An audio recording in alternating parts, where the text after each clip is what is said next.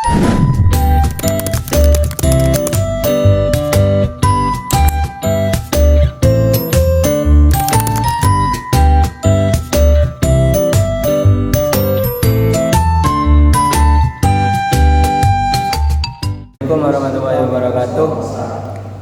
Di sini saya sebagai moderator untuk memperkenalkan diri saya, Ahmad Zamzami Ashrafur Ramadan, Prodi Ekonomi Syariah semester 5. Pinggir saya Ahmad Rifiyadi, Prodi Ekonomi Syariah semester 5. Langsung saja di sini saya akan menyusun presentasi pada siang hari ini.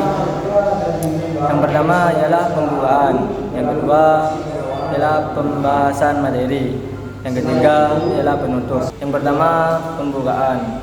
Semoga presentasi pada hari ini berjalan dengan lancar. Al-Fatihah.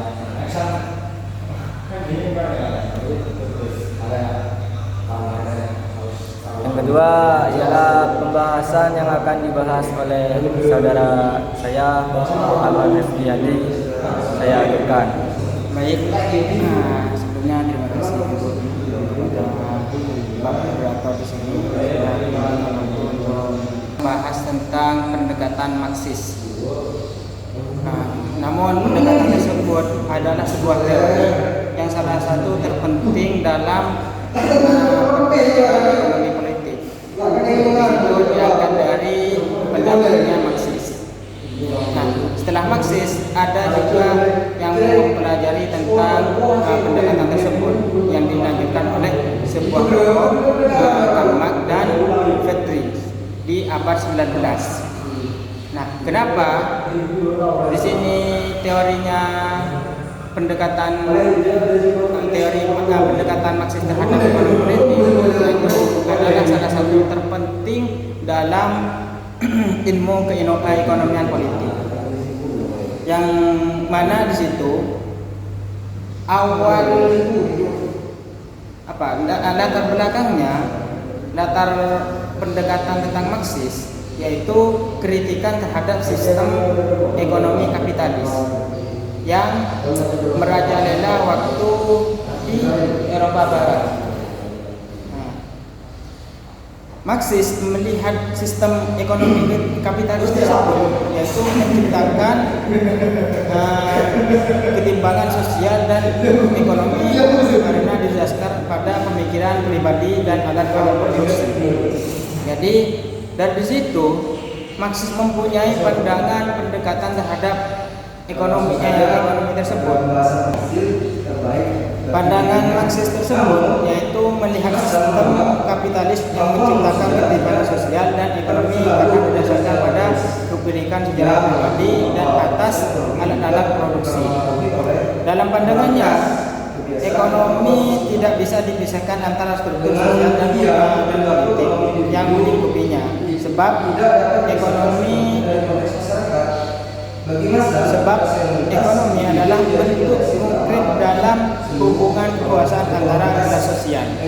Jadi pendekatan Marxis dalam teori tersebut adalah sebuah pandangan yang mana pertama itu melihat dari sistem kapitalis hanya mempertimbangkan pribadinya saja. Pandangan Marxis tersebut terhadap ekonomi politik yang mana pendekatan itu melihat dari sistem kapitalis hanya mementingkan secara pribadi, tidak mementingkan sesama yang ada di sekitar. Jadi teori tersebut itu dimuncul oleh Marxis, yang mana setelah Marxis ada yang juga merealisasikan oleh Karl Marx.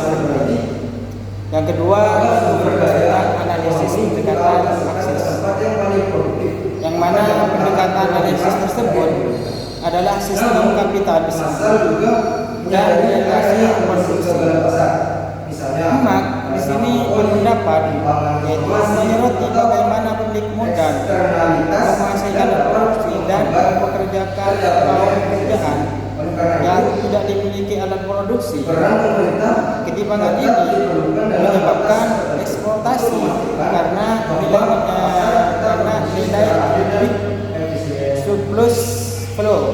dihasilkan oleh tenaga kerja diambil oleh pemilik modal. Dengan demikian sistem kapitalis bukan sekedar sistem ekonomi, melainkan juga sistem penindasan kelas. Jadi yang saya dapat simpulkan terhadap konteks yang saya baca tersebut adalah dari segi analisis terhadap ekonomi politik yang ada, ekonomi politik tentang sistem kapitalis, yaitu sistem kapitalis di sini hanya mementingkan secara individual saja, tidak mementingkan apa orang-orang yang ada di sekitar. Jadi apabila orang hanya mempunyai modal, terus tidak ada timbal balik terhadap orang-orang yang dikerjakan, yaitu yang dinamakan sistem kapitalis. Yang kedua, ciri utama pendekatan Marxis, yakni di sini ada dua pembahasan tentang ciri pendekatan Marxis tersebut. Pertama, produksi dan distribusi ditentukan oleh kepemilikan alat produksi. Dalam sistem kapitalis, alat produksi seperti pabrik, tanah, dan juga semacamnya. Pemilik alat produksi memiliki kuasa untuk menentukan arah produksi, distribusi, serta membangun keuntungan. Akibatnya kekayaan terakumulasi di tengah kelas kapitalis. Sementara pekerja hanya mendapatkan upah minimum untuk mempertahankan hidup. Jadi yang dimaksud ciri yang pertama tersebut yaitu produksi distribusi ditentukan oleh kepemilikan alat produksi, yaitu ini membahas tentang yang ada di dalam kapitalisme, yaitu sistem produksi dan distribusi di sini hanya terfokus pada pemilik modal saja, yaitu pekerjanya hanya mendapatkan minimum untuk minimnya pendapatan terhadap dirinya sendiri. Anggaplah apabila ada sebuah perusahaan, itu kan contohnya ada sebuah perusahaan, terus di situ hanya yang memiliki modal. Nah, itu bukan mempersiapkan terhadap para orang bekerja saja, tapi itu hanya mempersiapkan terhadap diri sendirinya ke depannya, tidak memikirkan terhadap orang yang mempunyai keinginan pendapatan yang lebih banyak. Itu hanya memikirkan terhadap diri sendiri. Itu adalah sebuah sistem kapitalis dalam produksi. Terus yang kedua yaitu ekonomi adalah manifestasi dari struktur kelas dan kekuasaan politik. Jadi Marx berpendapat bahwa sistem ekonomi tidak netral, melainkan mencerminkan hubungan kekuasaan antar kelas sosial, negara dan institusi politik sering seringkali berfungsi mempertahankan kepentingan kelas penguasa dengan menciptakan hukum dan kebijakan mendukung sistem kapitalis. Dengan demikian, ekonomi selalu terkait erat dengan ideologi dan struktur kekuasaan. Yang dapat saya simpulkan terhadap ekonomi adalah manifestasi dari struktur kelas dan kekuasaan politik, yaitu di sini Marx berpendapat bahwa ekonomi tidak netral. Tidak netral kenapa?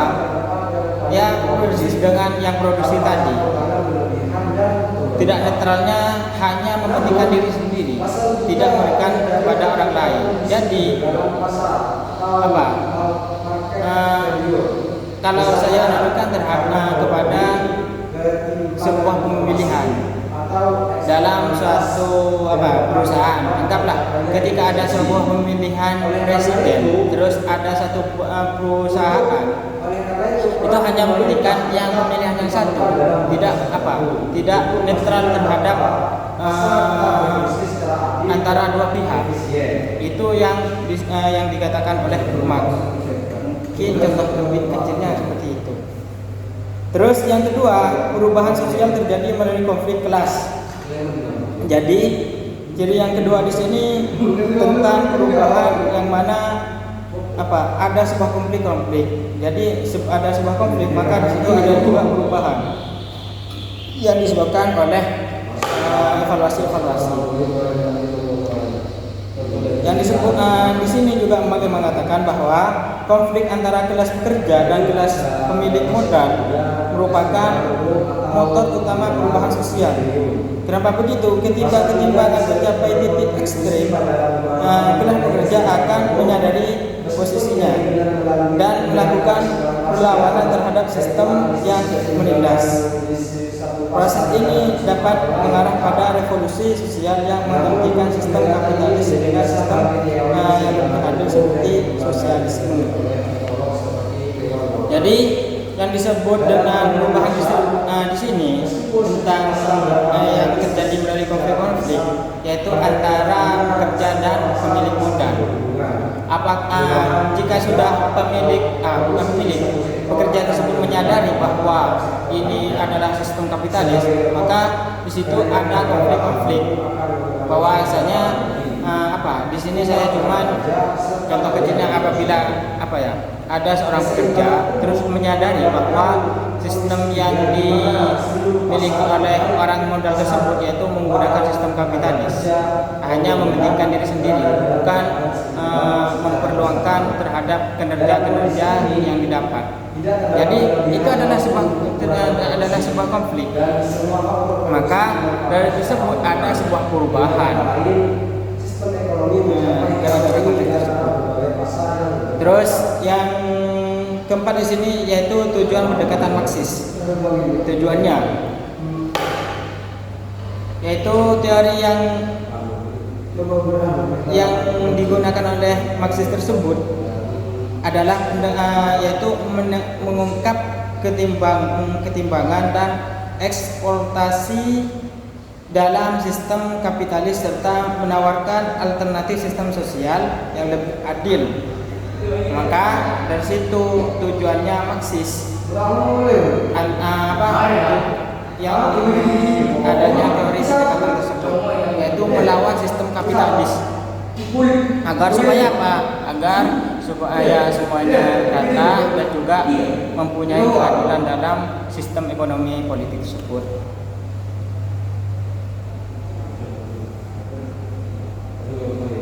Dalam kontemporer, analisis Marxis masih relevan digunakan untuk memahami berbagai fenomena ekonomi modern seperti ketimpangan pendapatan global, konsentrasi kekayaan, eksploitasi buruh, hingga praktek monopoli perusahaan multinasional. Pendekatan ini membantu kita memahami bahwa ekonomi bukan sekedar angka dan statistik, melainkan sistem relasi sosial syarat dengan nilai dan kekuasaan. Jadi dalam kontemporer, Marxis juga berpendapat bahwa bukan Marxis, tapi pendapatan Marxis relevan digunakan untuk di era sekarang ini, yaitu melawan ketidakadilan yang ada dalam pemerintahan atau penguasa yang semena-mena mementingkan dirinya saja, tidak memikirkan yang ada di sekitarnya. Banyak sekarang itu orang-orang yang ahli ekonomi yang hanya menggunakan sistem kapitalis tersebut. Maka dari itu kita harus menguasai teori-teori yang dikatakan oleh Marxis tersebut. Karena sistem yang digunakan oleh Marxis ini melawan terhadap sistem kapitalis. Mungkin hanya itu ya yang saya dapat sampaikan. Berikutnya maaf apabila ada kata-kata yang kurang dan juga banyak kesalahan-kesalahan yang saya lakukan, itu kesalahan dari pribadi saya. Apabila ada kata-kata yang dilontarkan benar, itu murni dari Allah Subhanahu wa taala. Mungkin hanya itu. Allahumma barik. Assalamualaikum warahmatullahi wabarakatuh. Saya ambil alih. Yang ketiga adalah penutup dan kesimpulan. Terima kasih atas penyampaian materi dari saudara Rizky Andi. Sebelum saya tutup, di sini saya akan menunjukkan teori pendekatan Marxis, di mana kesimpulan tersebut ialah memberikan perspektif kritis terhadap sistem kapitalisme dengan menyoroti aspek kepemilikan, kekuasaan, dan konflik kelas dalam proses ekonomi. Dengan menganalisis hubungan antara struktur ekonomi dan struktur sosial, pendekatan ini membantu mengungkap akar ketimpangan yang masih terjadi hingga ini. Pemikiran Marx dan Engels mendorong kita untuk tidak hanya menerima sistem ekonomi apa adanya, tetapi juga memikirkan alternatif yang lebih berkeadilan bagi seluruh masyarakat. Baik, dari saya sebagai pemandu jalannya presentasi, akhirlah presentasi siang hari ini kami dari kelompok 4 dari mata kuliah Ekonomi Politik. Apabila ada kata-kata yang salah mohon dimaafkan. Assalamualaikum warahmatullahi wabarakatuh.